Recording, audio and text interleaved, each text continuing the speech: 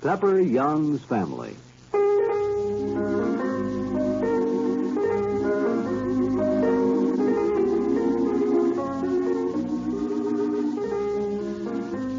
Pepper Young's Family is the true-to-life story of your friends, the Youngs. We'll be with them in just a moment after this message.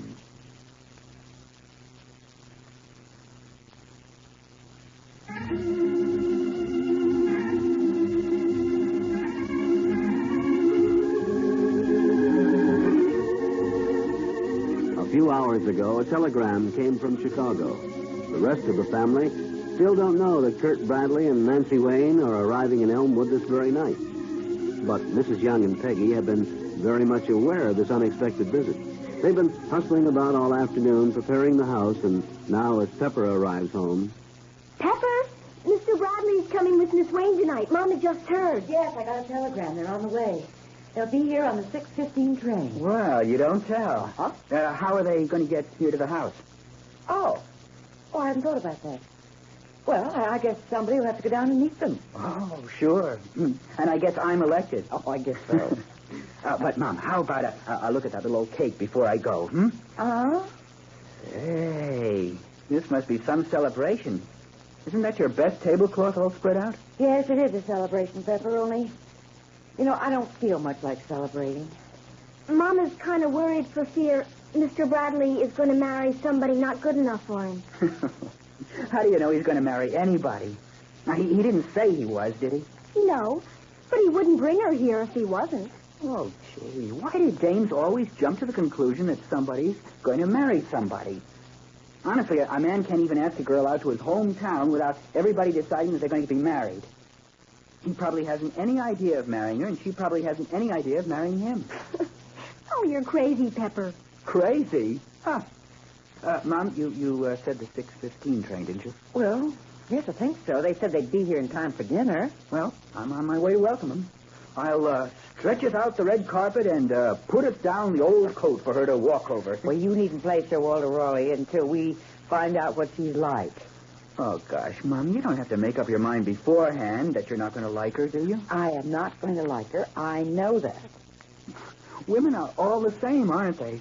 Whether they're your mother or somebody else, they're all against their own sex. They're all ready to scratch each other's eyes out. Pepper, that isn't true. I'd certainly be glad if Curt had found somebody worthy of him, but here's somebody who barely knows him. Now, how can she know him? She's just met him. It's only been a few weeks. She doesn't know a thing about him. It's just because he's so lonesome and hasn't another friend in Chicago that he's fallen for her. Okay, Mom, okay. You win.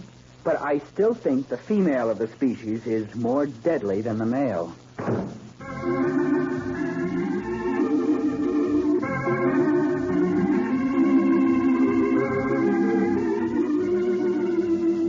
We'll be back with the Youngs in a moment after this message.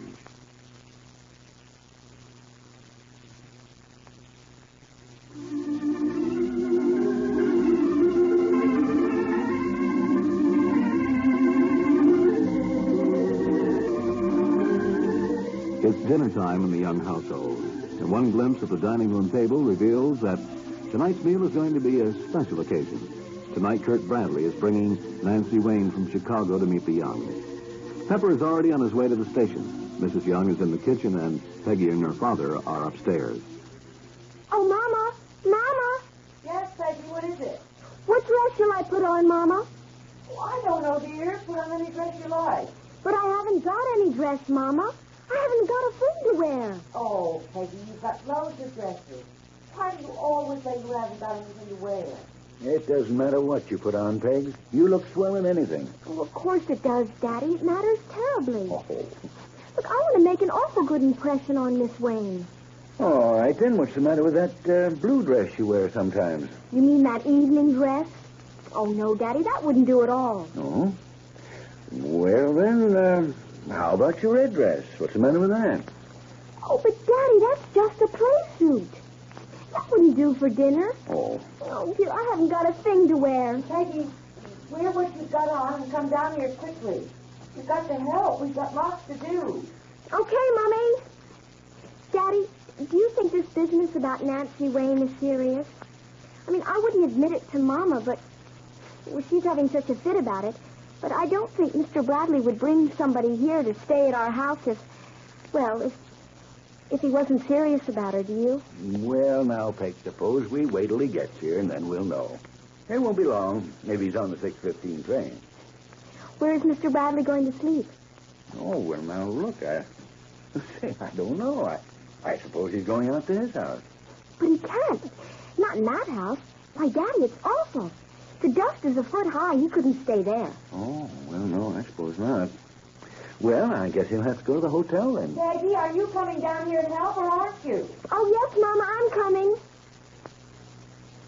Okay, what do you want me to do? Well, the first thing you can do is finish setting your table.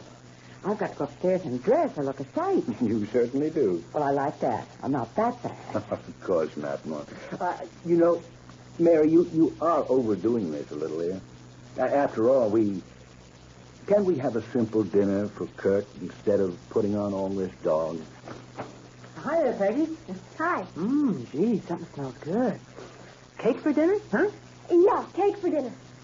So, what's going on? Party? Oh, gee, if it is, I oughtn't to come home. I look like something the cat brought in. It's a big party, Biff, and I'm glad you're home. It's your father. Dad? Is he here? No, but he's coming on the 6:15 train. Pepper's going down to meet him. Them? Oh, so she is coming. Yes, Miss Wayne's coming with him. Well, that settles it. I won't need to clean up for dinner. Now, wait a minute. What do you mean? I won't be here. Well, of course you'll be here, Biff.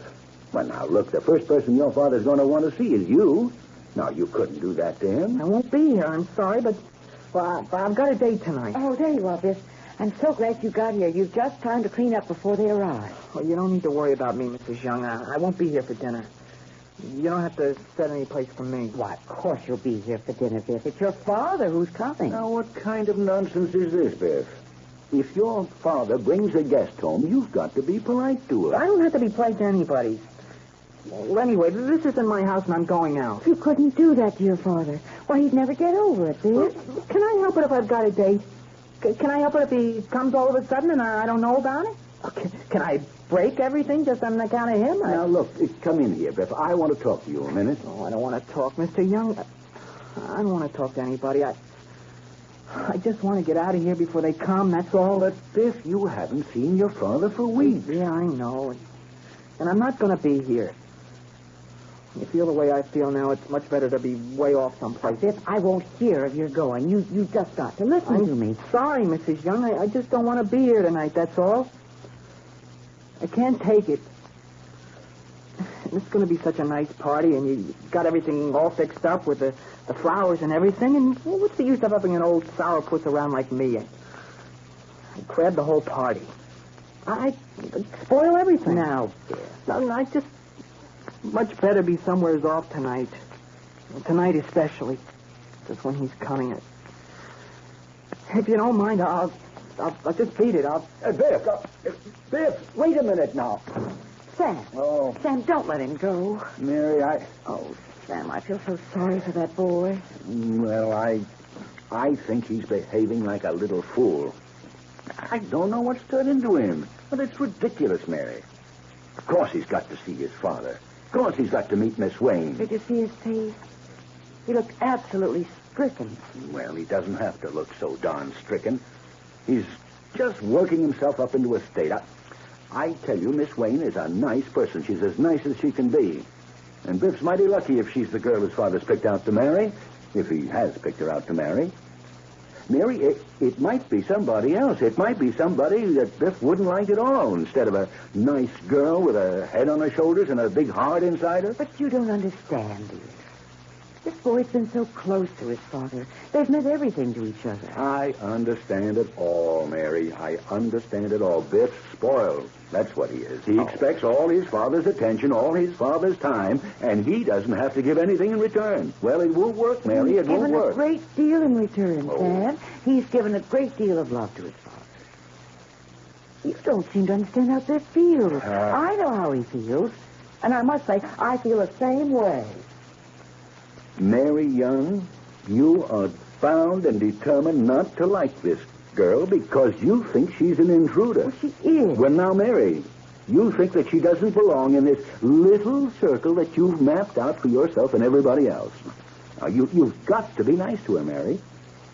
Or you won't be the Mary Young Curt and I think you are. All right. I'll do my best. Really, I will. But I'm not going to like her. I know I'm not.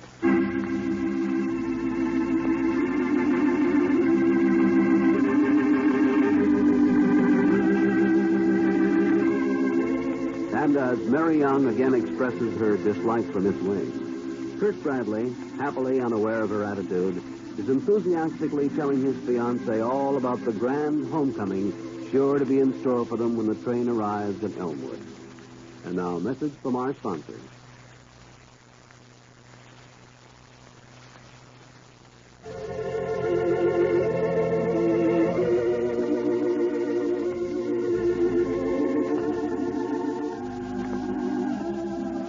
Tomorrow, Biff agrees to return on one condition. Be sure to join us on Pepper Young's Family. John Scott speaking. Pepper Young's Family is a modern drama production.